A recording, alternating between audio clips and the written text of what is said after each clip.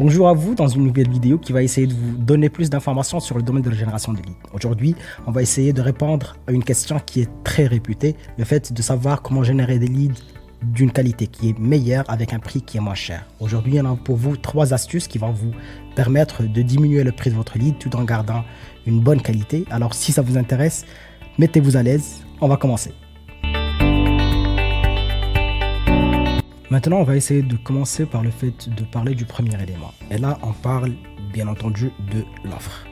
Alors, quand on parle d'offre, normalement, on ne doit pas faire la confusion entre l'offre et le produit. Et là, normalement, c'est le premier élément qui est l'offre. Quand on parle d'offre, on doit prendre en considération le fait qu'on est en train de parler de plusieurs éléments. Le premier élément étant normalement ce qu'on confond la plupart du temps avec l'offre, qui est le produit. Et là, normalement, le produit n'est qu'un seul élément parmi plusieurs éléments normalement qui font partie de l'offre.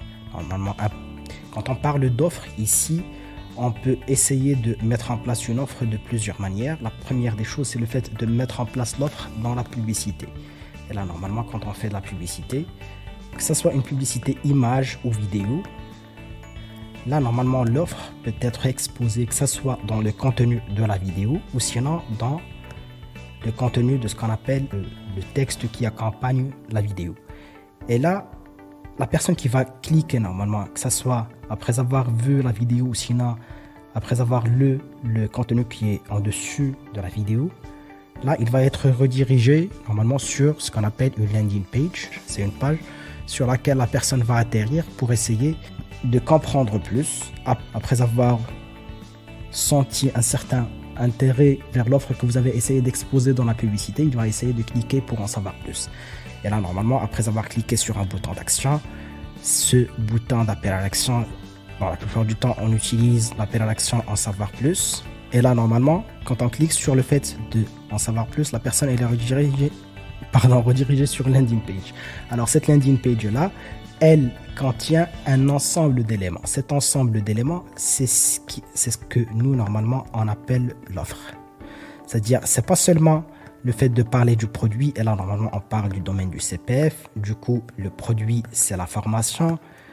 Alors, l'offre, c'est pas seulement la formation. L'offre, c'est l'ensemble des modalités qui accompagnent la formation. Alors là, normalement, l'offre peut être l'ensemble des bénéfices que la personne peut avoir. Sinon, c'est les modalités de paiement que la personne peut utiliser pour pouvoir bénéficier de l'information par la suite. C'est un ensemble d'éléments qui accompagnent le produit, qui est dans notre cas la formation. L'offre, dans la plupart du temps, c'est une offre qui est basée sur le fait de bénéficier d'une formation 100%. C'est ça l'offre, 100% prise en charge par le CPF. Mais sinon, malheureusement, cette offre-là n'est plus aussi intéressante qu'au début, normalement, du lancement du CPF. C'est ce qui fait que la force de l'offre, maintenant, doit être vraiment boostée par un ensemble d'éléments. Par exemple, parmi les choses qu'on essaie de mettre en place, c'est le fait d'offrir un entretien d'orientation. Comme ça, la personne, on change le message devant la personne pour qu'elle soit, avant d'être amenée à bénéficier d'une formation, elle peut bénéficier d'un entretien d'orientation pour savoir quelle est la formation qui va lui permettre d'atteindre son objectif fixé. C'est-à-dire, c'est l'entretien d'orientation, comme on a dit. Sinon, parmi les choses, c'est les témoignages. Et là, normalement, quand on parle de témoignages, surtout dans un domaine où la plupart des personnes sont dans une situation de méfiance, c'est-à-dire qu'ils savent qu'il y a pas mal de personnes qui offrent des formations qui ne sont vraiment pas à la hauteur, ou sinon qui vont même essayer de vous prendre votre solde CPF en essayant de vous inscrire sur des formations que vous n'allez même pas suivre. Ça, c'est ce qui fait que les gens ils sont vraiment très méfiants. Du coup, le fait d'essayer de mettre en avant des témoignages dans ce sens-là, c'est parmi les choses qui vont vraiment augmenter le taux de remplissage du formulaire. Ça, c'est parmi les éléments qui font partie de l'offre. Le deuxième point, c'est le budget. Et là, normalement, on peut se trouver avec une des deux situations. Là, normalement, on parle du budget. La première, c'est le fait d'avoir un budget qui est très bas. Et là, le problème, c'est quoi? C'est qu'on a ce qu'on appelle un algorithme. Un algorithme, c'est on va dire, une formule mathématique qui essaie d'apprendre pour bien comprendre quels sont les gens qui deviennent leads pour notre produit. C'est-à-dire quels sont les gens qui sont intéressés par une formation CPF. Et là, si on n'a pas un budget qui est assez large pour pouvoir nous attirer de la data, le problème c'est que l'algorithme, il va commencer à essayer de tâtonner pour avoir des personnes. Là, normalement, on va dire que là, c'est notre cible. Après avoir fait un ciblage basé sur une étude normalement qu'on a bien faite. Là, on a un ciblage. Mais le problème, c'est que on se trouve avec un budget qui ne peut atteindre qu'une toute petite partie de ce qu'on a pu cibler à l'avance. Ce problème-là fait que par la suite, on se trouve avec moins de data. Et sinon, le problème, c'est qu'on ne peut pas vraiment atteindre notre objectif qui est d'avoir une stabilité dans les résultats. Et là, c'est le problème d'avoir un budget qui est vraiment minime. Le fait d'avoir un budget qui est assez large, ça aussi, ça peut poser un problème. De pouvoir normalement augmenter le budget qu'on a pour atteindre plus de personnes, tout en gardant normalement le même coût par résultat.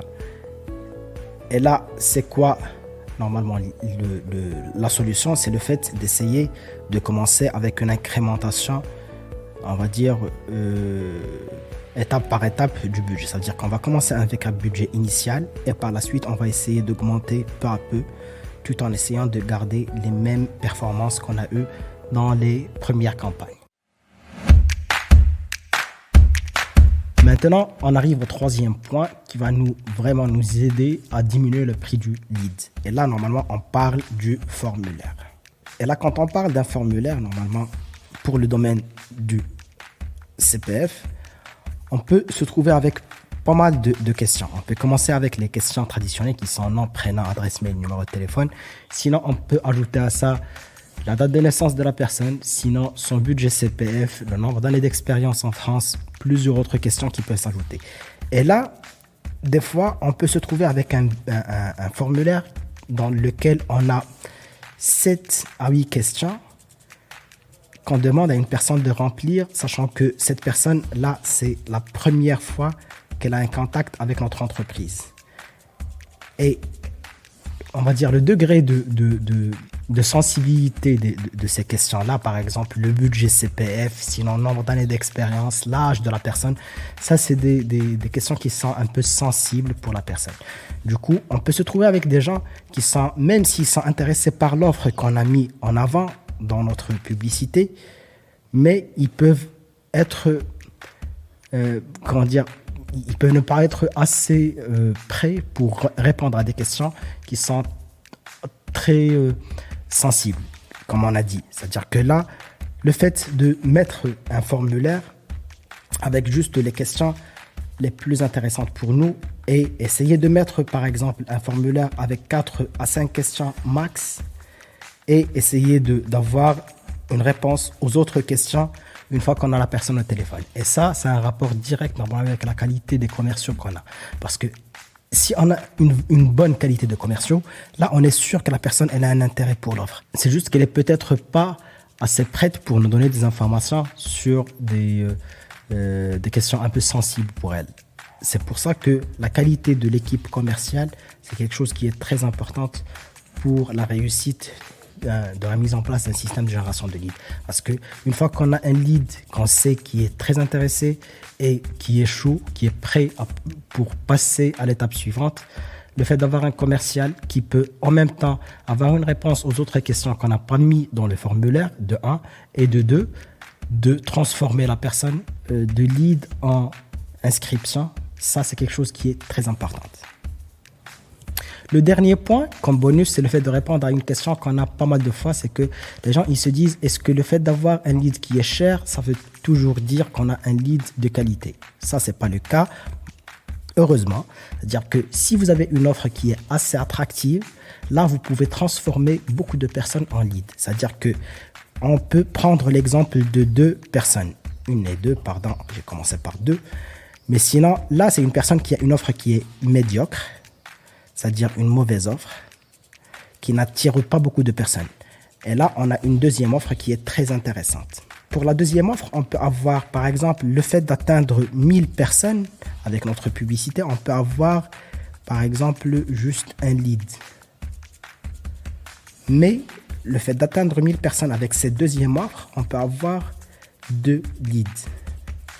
Là, si on va prendre en considération le fait que peut-être ces 2 sociétés ont payé le même montant pour atteindre ces 1000 personnes, là, cette société, elle va avoir un lead qui est 2 fois plus cher que cette deuxième société.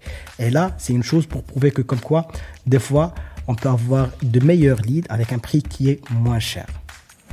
J'espère que cette vidéo a pu vous apporter quelques informations par rapport au domaine de la génération de leads. Si vous êtes intéressé par ce domaine-là, on va essayer de mettre en place des vidéos de façon continue qui parlent de la mise en place de systèmes de génération de leads pour le domaine du CPF et sinon pour d'autres domaines dans ce sens-là.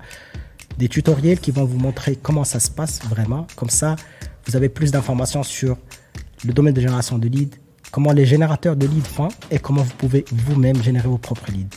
N'hésitez pas de vous abonner, de nous mettre un petit j'aime si ça vous intéresse. Sinon, je vous dis à très bientôt.